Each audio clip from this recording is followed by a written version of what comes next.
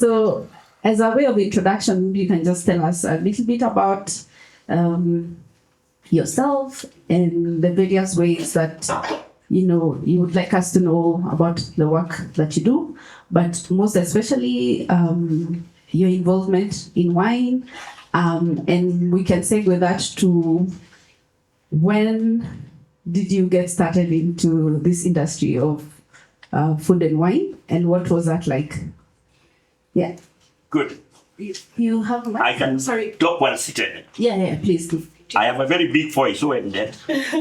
Once in a while I don't use it because Okay, if I use it, may cause. Because we are recording it, so Okay. so it can be at least clear for. Okay. Is that fine? Good. Let me introduce myself. I'm Alphan Njeru, a grandfather, a father, a husband, a uncle.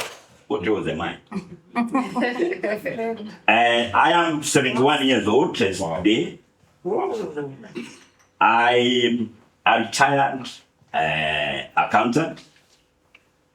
I've worked with PricewaterhouseCoopers for all my life, and that was about 36 years.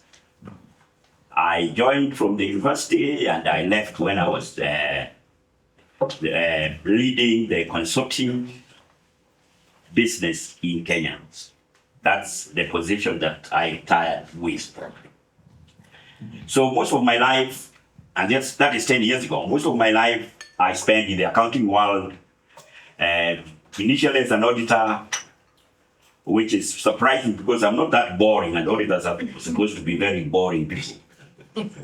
Then from auditing, I started doing consulting. Consulting is the other side where you sort of assist people, and there's a rumor that consultants, they come and tell you, do you have a watch? Then you say yes. Can I borrow it? Then once they borrow it, they'll tell you the time, and they'll charge you for that. It is your watch. But because you didn't notice what he wanted to ask you, you gave him.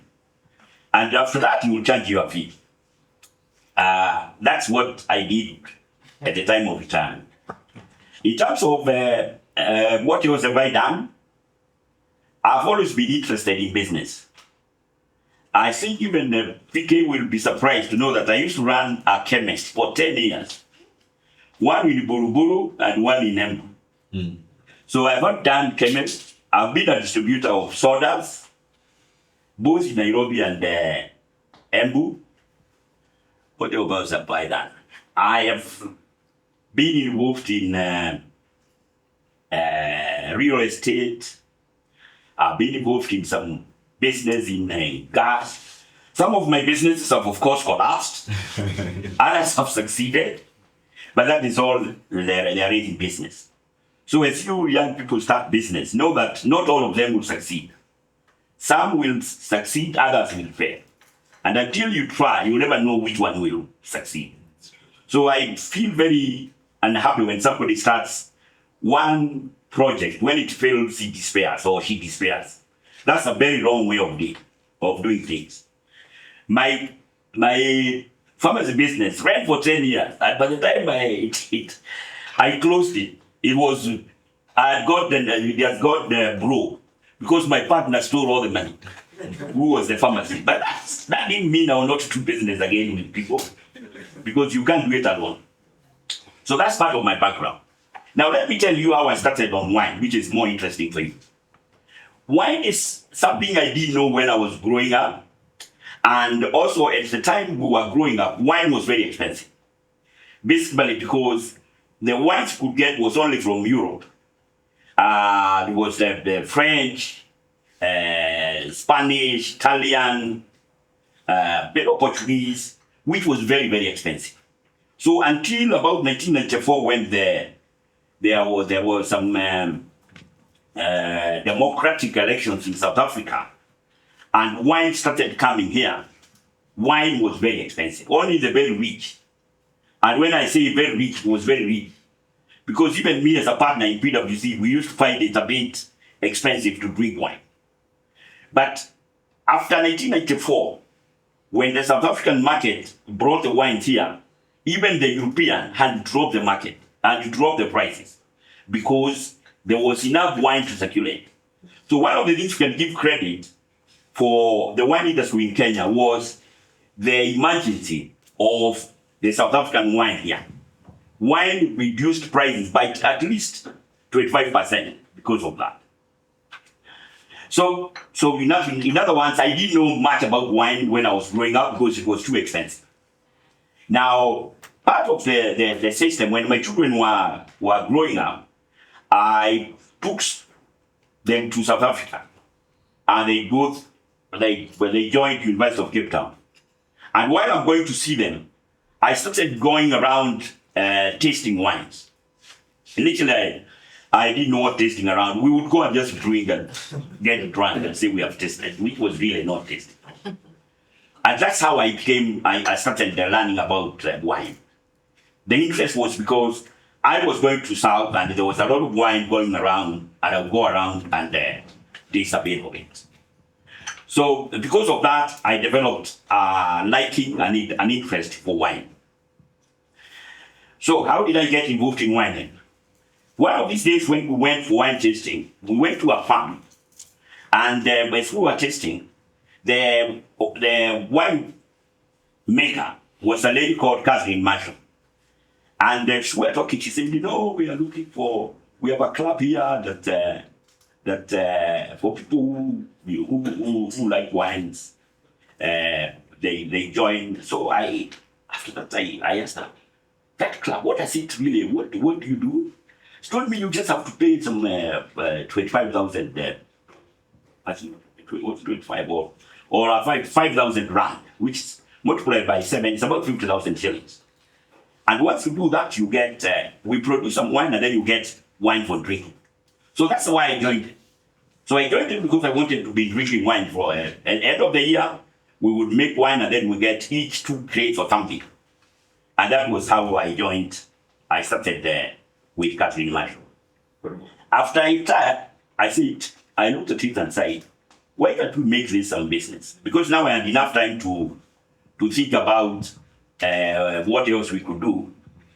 So it is after that I started talking to her that why don't we change this? Instead of being a club, why don't we make it a commercial business? So we had some very old people who are mostly expatriates. When I mean expatriates, I mean expatriates from South Africa. Those were people who are not living there. Most of them were Zungos. So, because those who are too old, some of them say they are not interested.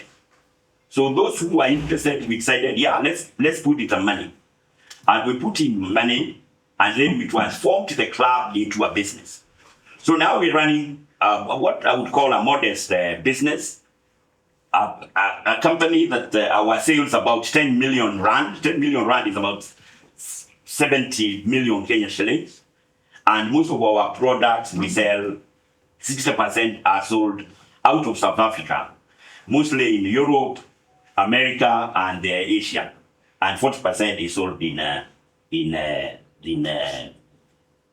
South Africa. We still don't have wine here. We have tried, and we are still trying. So I do hope one of these days, before the end of this year, we may have wine coming here.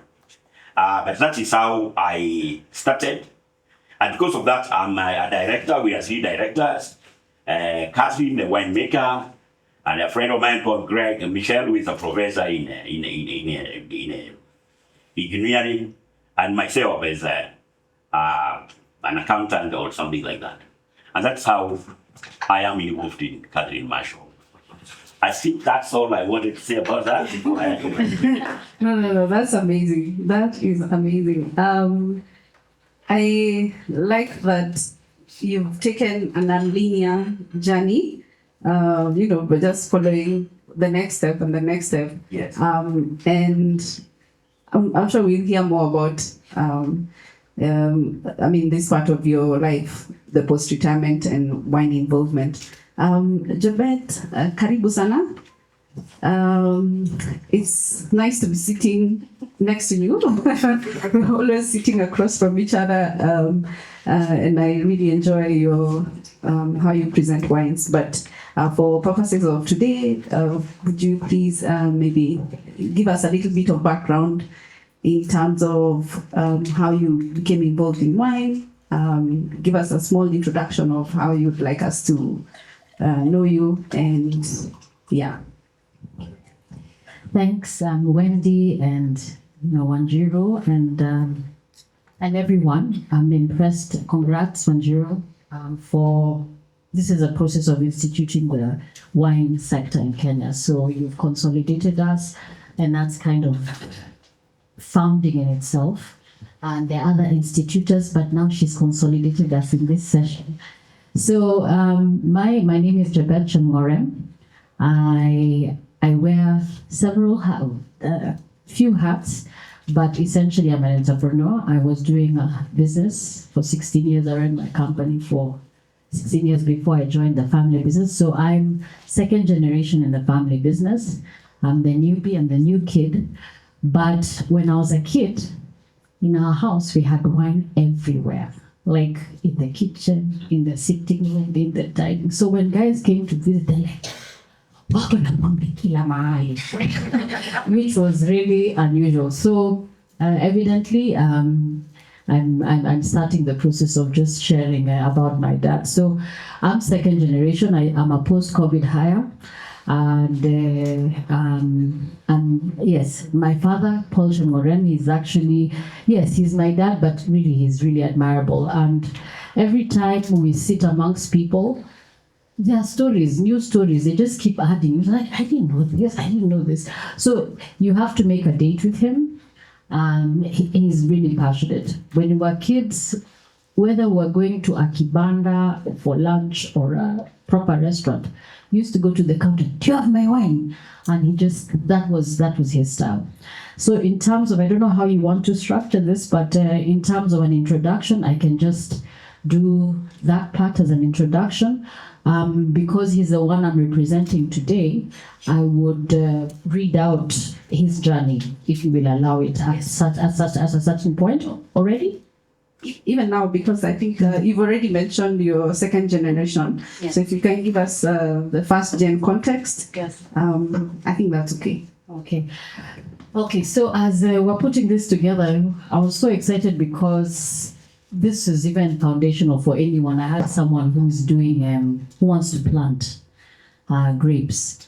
So again, it's hard to get, but if you find him, it's worth it. It's worth it. Yeah, I'm one of those people who needs glasses. And like Alphan, I won't be declaring my age. But I have no problem with it. So, yeah, it's really a privilege, to be honest, to sit here. And so I'm the firstborn, and I'm now in the business. It was, Domaine Kenya is almost 100% family business. And I was the one who came in not so long ago, but we are all in and we are riding this ship together, which is super exciting. So for him, I think now I can start with his story, where he made, my dad is admirable. Yes, he's my dad, but he's really admirable because he was shifting things. You know, when you can just go and find dry land and then you see it's possible to do a forest here. So I think that's one of the things that was interesting about his story. So he came from Forex, used to work for CBK. So that's where his story began. He didn't plan on wine. And in the early 70s, anyway, he's a friend of yours. Yeah, they are peers. We have many stories that they keep reminding each other. So he says he didn't plan in wine. In the early 70s, he was working at Central Bank, foreign exchange. So Qual was forming, Qual came up in 1969 to take over the importation and distribution of wines. There was something that was passed in Parliament that now we will do it all from one point. And Qual was the one that was designated to do that. So the government was looking for someone to navigate foreign currencies from rubles to yen. So for him, he says, me, I didn't look for a job. They came, they said, come, you can do this job in Forex, because he really dealt with all that currency. So they said, but we are not going to, we know you're getting paid well, but we're not going to pay you that much, but we'll take you to Europe. So he thought, that's a deal. I'll go to Europe. And that's back in the day. So that was acceptable to him. And he said, we might not afford you your salary, but we'll take you to Europe. And that's the promise that they kept. So he joined Qual as a senior clerk in accounts. Now from here I will read. Allow me to read. So after a year in that department, he was moved to duty free. And there they were doing cigars and perfumes with the diplomatic community. And in that, he was able to help even they added confectionery, perfumes, all kinds of things. And I remember even when we were young, they had managed to even expand, because it was finding ways to expand the what you call the wine market. So they spread into East Africa, and that really worked out for them. Yeah. Later you can ask questions, then I'll answer in a really flowing way. Huh? Yes.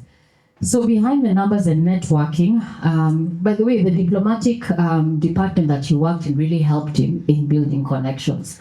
So I always wondered, how do you have so many friends of so many types? Like literally, it's across the board. So he said it was especially because of this season. That's where a lot of networks were formed. Yeah. And now from there, he ended up being moved into production. Now for him, production was his thing, because he liked machines from the time he was a kid. Now there were machines. So that caught his attention really well. So being drawn to machines, he had a chance to apprentice under an expatriate manager. And his passion just allowed him to really fit in, and the expatriate did his work and left, and he now handled production, the production department in a management role. So the title of the next is Of Purpose and Possibilities. I don't know how many of you are old enough to know papaya wine. Yes. Hey, declarations. Some of us. Yeah, papaya wine was a Kenyan wine, and I'll tell you the story. So what happened is Paul, I'll call him Paul, was mentored by Nigel Pavitt. Nigel Pavitt was hired to run Kenya Wine Agencies. He was an ex-military captain, and so he came with his military approach to the system. And so and they built the company, but he was mentored by him. So as they were playing with Forex, because he was still a serious resource in Forex, they said, hey, if we keep importing, it's tight. Let's figure out ways to produce locally. So together with Captain Nigel Pavitt, a gentleman called Gerald Taylor, together with him, they embarked on an unlikely mission of making wine with tropical fruits. After research across the country, they found certain places that purpose were doing well. And that was in Kambogi, in Kisumu, in Makueni, and in Marigat. The purpose were really, and they landed on purpose because it's a tropical fruit. It ran all year round, unlike other fruits. So they had done research and they found purpose is a year-long product. So you can see the sustainability conversation here. Yes. So the next challenge was extracting the juice. The team imported equipment from US and set up a factory in Marigat. That's where actually Marigat, the soils were most ideal. That was the outcome of the research. They actually did some, there was research which was done before, and then the research that they used, that they actually carried out themselves. So they produced, they developed the commercial purple facility, and produced a dry wine, a dry white wine. And what was interesting is that this dry white wine was, I think the laws around defining what wine was were not, I don't know how it was working back then, but it looked like it passed that.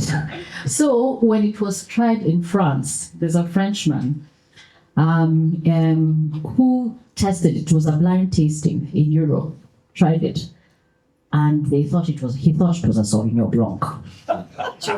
Yeah, so you can imagine how well produced that wine was. It was really well produced for an expatriate in industry to, make the mistake of it for being a Sauv Blanc. And I think it just goes to speak on, I think in Kenya, when we put our heads to it, we make it work somehow. So this wine received a Global International Award, which is a Silver Monde selection in Brussels. And then they also produced a sweet Riesling as well, and it won an award in Portugal. So this is back in the day when, this is without influence. There's no one you can influence, especially from the Africa point. No one is quick to celebrate African outcomes. So they really cut through a lot of issues to be able to show up and win awards. So with Popos, they had excess. So they decided to sell the juice to schools. Then they also did jams. They created jams and sold them to Uchumi, which was an investment that also Kwal made. So Uchumi thrived because they made an investment in them and they also grew. It was one of their projects. And then the skins were used to, as well, they also sold to breweries for papain. It's actually a raw ingredient. And then they were approached by a French perfumer. He said, when I was talking to him, he said, it's those companies. I don't know what it's called. Is it? I said, Chanel? No, not that one. I said, Christian Dior? No, but those ones. So he said, those ones. They approached them. He said, he can't remember the name of that perfumery. Approached it because it's used, the seed oil is used in perfume making, but they couldn't match the volume, so that transaction they couldn't pull through. So that's at least on that part. Are there any questions so that I don't hear my voice through this? Or do you want to interrupt briefly? Maybe as an observation, that how many people knew of that story before right now? Of a Sauvignon Blanc from Popo? Right? Let me say I've One person. I've drunk that wine. One person out of a room full of industry people. And anyway, this is just to say that I think for everything that we do, let's be intentional about documenting our processes, our innovations, our wins, and our, the ways we find that not work and that work. Because if Paul had done this many decades ago, and we don't know about it, we think it's never been done, right? So as we go around through our different ways of doing the work that we do, maybe that's a good thing to keep in mind. Like, how do we document the work that we do so that the next generation, as we're talking about legacy, the next generation doesn't have to solve the same problems that we already did. But yes, please proceed. I have a question. Yes. Oh, yeah, please. Can you go back to the part of Riesling? Sorry, let's see. She's asking, can we go back to the part of Riesling? He said, besides the Popo, they also what they did is they bought extract of Riesling and then produced it. So they did not grow the plants, they actually imported the extract and then now went on to produce a semi-sweet Riesling.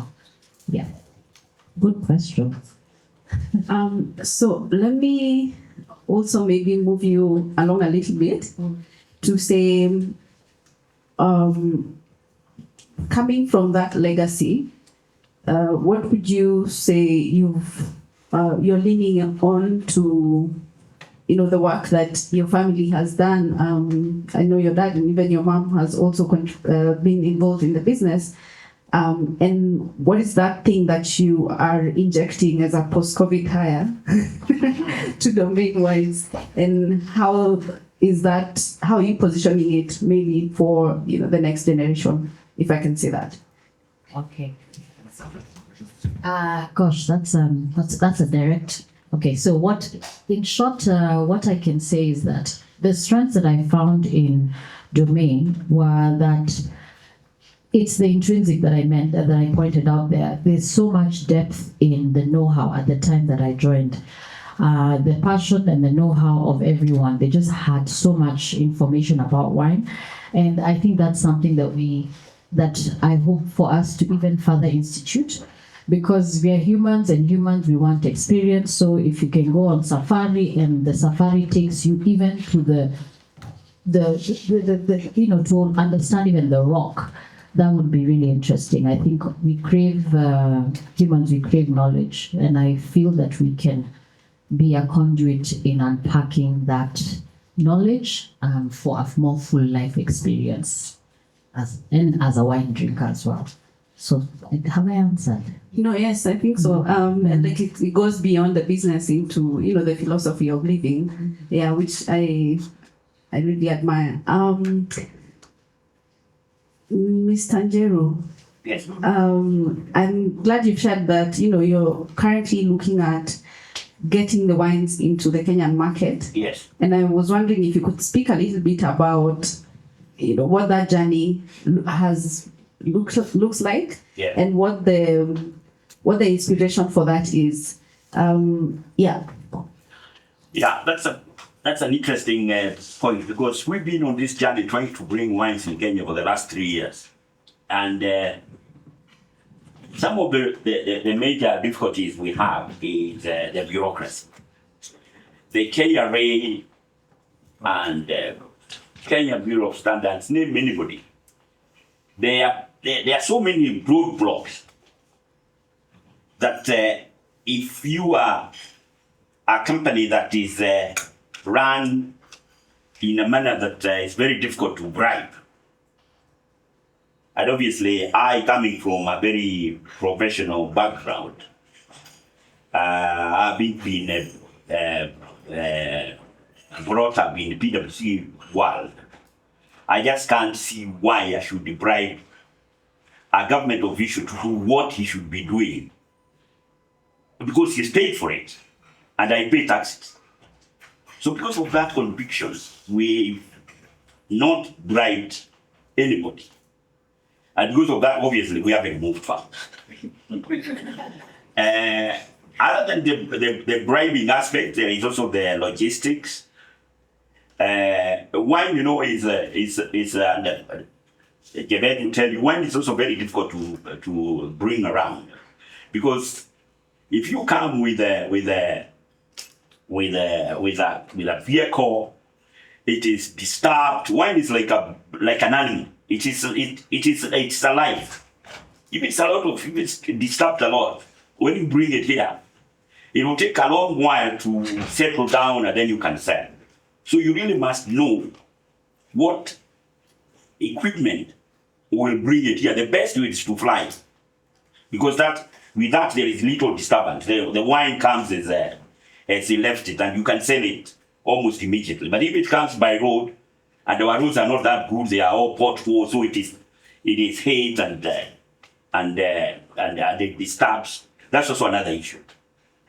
So my view is that you require a lot of determination, a lot of tenacity to be able to bring it here, and also if we all fight, and that's one of the reasons I like Domaine, is to fight for your right, and show people that business can be done without that bribe. It's also, I think, something we are contributing to this society. So we'll wait, and hopefully it will come. Wow. Standing on business and principle. No, I really admire that, and thank you for that. I see our Madam Principal giving me an eye, so I'll try and squeeze in, or rather leave some room for questions, right? So, and I think this should have been like a 2-hour conversation. But in the interest of letting all of you have a chance to ask a question, let me go straight to probably the heart of this, yeah, which is thinking about. So we've looked at where we've come from and some of the challenges that we're currently dealing with, but because we are building for the future. When people reflect, say in 2050, now that's 20 years, what legacy would you like your work to have created? So it could be in terms of the business, professional standards, community impact, or just the industry. If we can cast our eyes way into the future. Who wants to go first? I can just jump in. Yes, please. Because it's simple. It's for us, it's going deep in terms of the wine knowledge, and also to continue to expose people to really good wines because of his reputation and how, in fact, on the board there's a book he's also been talked about. If anyone knows South African wines, you have John Platter. He produces this annual booklets. So he wrote about Paul. There's a chapter that talks about him, as well as Kenya and wine and the journey of wine, with also a few other people, including, yeah, you can see him there. Even took him to Cabernet. The other pictures are not related. This is this year at the wine fairs. So the wish is to go forward in unpacking the nuances of wine, celebrating good winemaking. Yes, we do Europe, but if we produce here, let us celebrate really high quality and professionalism. And something that he says that's really interesting is over time is that we stay healthy while doing the business, because it can easily crush us if you're not careful. Yes, so that's my answer to that. Thank you. I think my way I look at is to increase the knowledge of wine, and that's why I'm very happy with what Irene is doing, to make sure that people really do understand what wine is. So the education of wine is very important, because people, and I think we can tell you, in Europe, whenever you have any meal except breakfast, and okay, maybe you're rich, you can have the champagne. But in Europe, every lunch, dinner, you must have a glass of wine. And it is important that we also learn to understand that wine is part of the food. So if all of us could understand what wine contributes to good living, that would be a very good thing that I would want to live this world with. Of course, I'll make money if everybody drinks wine. But the point is, let people understand what wine is all about. The other point is to have enough and adequate variety of wines. Because some of the problems we have in Kenya is that, okay, the last 5 years I've seen quite a number of wines coming in, and so that's not a very big issue. But when I was growing up, some of the wines that you could only get were the wines, the casket, which is really not really good wine, but I mean, it's drinkable. But you can't base your wine on the cheap side of the wine. So I think the variety, the quality of wine coming into Kenya should improve. And of course, as a consumer, also the price needs to remain in a manner that is sustainable. So I see a situation where there should be wines that are expensive and at the top, that those people who can afford can drink. But we also need a lot of wine, the middle level, where all of us can afford a bottle. So that's another thing that I would want to see, where we have wines of medium price, maybe from about 2,000 to 4,000. We have a lot of that in the market. And then those who have the wherewithal, they can buy the expensive one. So we'd love to see that. And also I've talked about the knowledge of wine, making sure that people don't overdrink it. And also people, because I come from a Christian background where people tend to think drinking alcohol is a sin.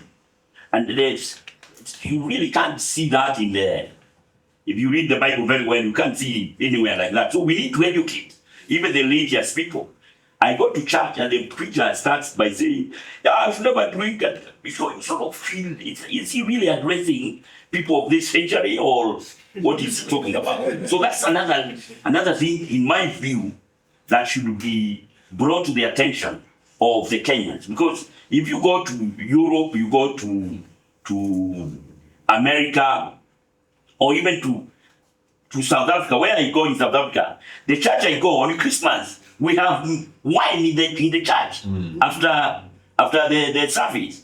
Instead of people going for tea, some people will be given tea, others will be given a good melon, a good cup. That's how life should be. That people understand where wine is coming from. It's not just for the drunkard. It's part of the meal that you drink water on while you are eating. Thank you very much. 2050, here we come.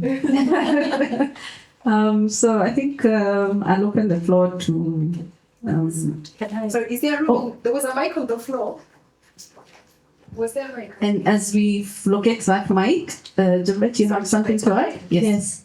I wanted to wedge in because right now I'm speaking on behalf of. Yes. If I can just do 2 paragraphs That's okay. that would answer the questions for people who want to do winemaking. Because I found that story really fascinating. So in short, after they did the purple, they now went into grapes. And now it was a question of what grapes. So they imported, they also did research as to which places in Kenya.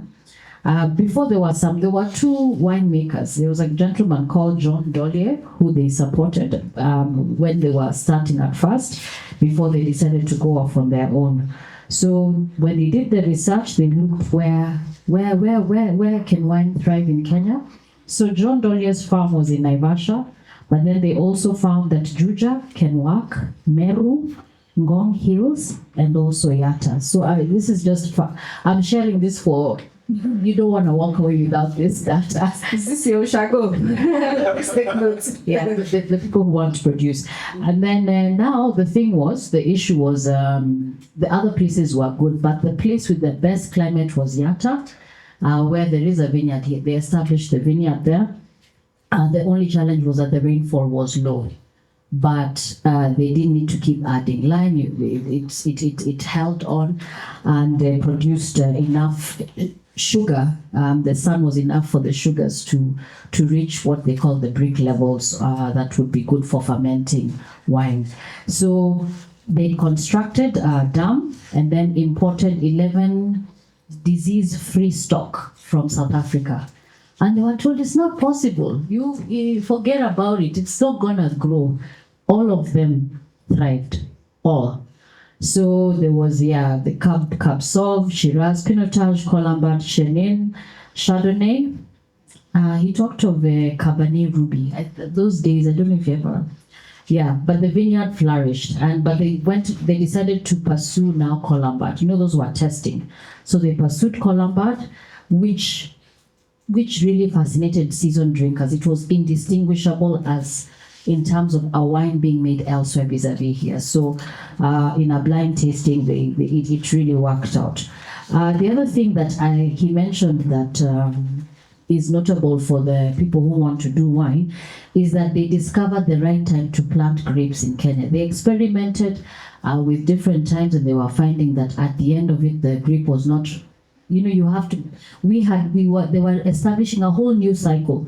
You have the European cycle, but here we're in the tropics. So there was a bit of research and experimentation until they found that July was the best time to plant, so that it started ripening in February, March, and then that way the right amount of sugar would be generated because of the sun. So I thought it's important to just put out some of those tools that can be useful for the potential wine producers here. Yeah. No, thank you for that addition. So a quick follow-up is the vineyard in Yatta still Maybe the choir guys can tell us. But there was they produced and I don't know, but even now, the rootstock is still valuable. The vineyard is still there, Yeah. but it was given to NYS to run it. So Gwal is not like fully running. And I hear they are The uprooted. people with Some part of it was uprooted, but at some point also NYS took. Yeah. So, but it was really valuable rootstock, and that rootstock can actually last for over 70 years. Yeah, it is really powerful rootstock. Now I know I'm sharing possibilities here. They didn't let it go because it was more productive because of the merger between. So it was more of a commercial agreement Yeah. because the government sold a lot of its shares. I think part of it including the vineyards. Yeah, because the still came on board, and now we're doing more importation, and it's a long story. Yeah, Yeah. no, I understand. So, but at least the vineyards are still some. This is it's some. If someone wants to do a deal there. Okay, this is the possibility of old stock coming back. We'll take 2 questions. I'm sorry. I know a lot of you are like me thinking we need to have a day, right? A day with Alphan, a day with Paul as well. But so 2 questions. Okay, there's one here and 2 there. Okay. I'll take both and then they'll answer. Good morning, everyone. Good morning. So I missed the discussion regarding the pawpaw or the wine from pawpaws. And the other day I came across a wine made from, of course, it was wine and juice, meaning there was a bit of fermentation, then there was juice. The downside there, that wine had an expiry date, which then becomes very hard to push it. So what happens when you make wine from these fruits? Do you ferment or you just look for the sugar? What was the deal? Maybe enlighten me a bit. I missed that. Hold on. You'll remember. I will remind you. Right here. Sorry. Yeah. Thank you. My question is for you. Yeah. I wanted to ask, you very briefly discussed like logistically getting wine from South Africa to here. You talked about road application being completely out because of the disturbance. Talked about flight being best. I wanted to ask if you were considering seaport at all, and if you could elaborate on that. Thank you. Thank you. Okay. Any other burning one? Okay, thank you. And then you can close. Okay, so I think we have a question for each of you. So maybe we can start with Alphan Okay. on the logistics. Mine is very easy. Actually, wine is there's no problem in bringing wine with the ship. If you remember, during the COVID, one of the things that happened, because the logistics of the shipping from the major ports became a big issue. We had actually a short supply of wine in most of the world because of that. So in other words, the best way to bring wine is by ship, because the ship you put them in a cool environment. It can take as long as it takes, and it's quite where it is there is not much turbulence in terms of disturbing the wine. So even here, I don't know what Domaine do, but even here, if we brought it, say, from Durban or from which is the main big airport, harbor in South Africa, it can come this way. So yeah, ship would be the best to bring. Obviously, the airlifting is very expensive, so you can't do a lot of it with the airlift. It's expensive. So we only left with maybe come with these trucks, and then when it comes to the truck, you have to keep it for about, to me, I think 3 months before you sell it, so that it cools down, it settles down, and it can be good wine. Okay. Then there was a question on tropical fruit winemaking and expiry and yeah. Okay, before I even transition, yes, in fact, on sustainability, just this week we were importing, we do shipments from all over the world, but this week we had to do from one of our premium winemakers, Joseph Joao, we need to bring for a client. And they said, no, we're not doing that. Yeah. Sustainability issues, we're not using what do you call it? Air freight. Yeah, friend. So some wine producers actually reject air freighting their products, and that was really interesting to me. So yeah, so that on the juice. Now, if I can understand this, you have juice, No, you have fruit juice. no. So I call this wine supply. Then you don't ask whether wines have an expiry date, or sometimes they don't have. This particular sweet wine had an expiry date, and then rosé. And then ask why we didn't put an expiry date on the wine. So the answer was Kebs insisted. But as you look at the bottle, it had wine plus juice. So of course then Kebs insists, because of the juice component, then we did an expiry date. And on the expiry date, like the rosé changed color aggressively.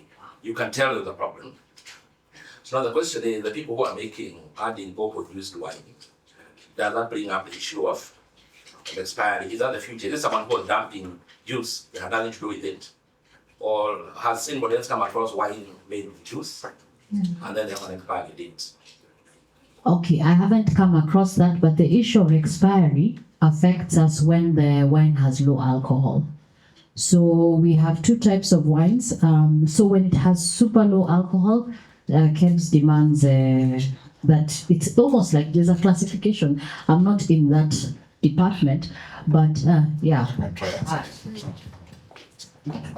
So for Richard, we have two wines at Kwan. So we have Casa Buena, that is a sangria. So our sangria is infused with a bit of wine. So fruit juice infused with a bit of wine. So because of that low alcohol volume, you have to have that expiry date. Just recently, our cup rice that did have an expiry date, we have an expiry date on it because now it's fortified. Because before it used to be a proper table wine. Now it's fortified, so we have neutral spirit, and you have a bit of fruit, and you have the grape juice. So if you look at the ingredients, they have a lot of things: stabilizer, some fruit component, some grape, and I'm not a winemaker, so to speak. Yeah. But I'm just trying to address that. So sometimes, yes, you have to have that expiry date. And then because of the volume of the package, it's a 1 liter. So sometimes they tell us you have to have that expiry threshold because the tetra doesn't hold very well. Unlike our 5 liter tetras that don't have an expiry date. So there's a chemical element to it, and there's a commercial aspect to it, but it's more of the fruit and the alcohol holding. So how long can it hold for? So ours is about a year and 6-7 months expiring period. So from the date of production. But I think it's a conversation that needs to be really addressed because we're having issues with the trade refusing to buy, and I'm glad the person who's in charge of wines at Kwal is around, and we're having a lot of issues. So maybe we can also throw some questions to her later. I think he answered it. Yeah, no, thank you.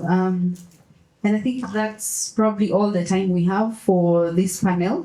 But I'm really glad that there is a networking session at the end of after lunch. So if there's still something that comes to you for the two individuals, don't hesitate to pull them aside and pick their brains.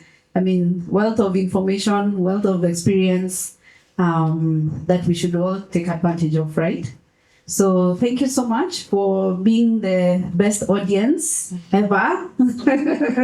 You guys don't believe me. Okay, you do good, and you're also looking really good from up here. So tuwapigie makofi. Pia mtupigie makofi. We can dance if we don't clap. So thank you, Njiro. That's it for this session.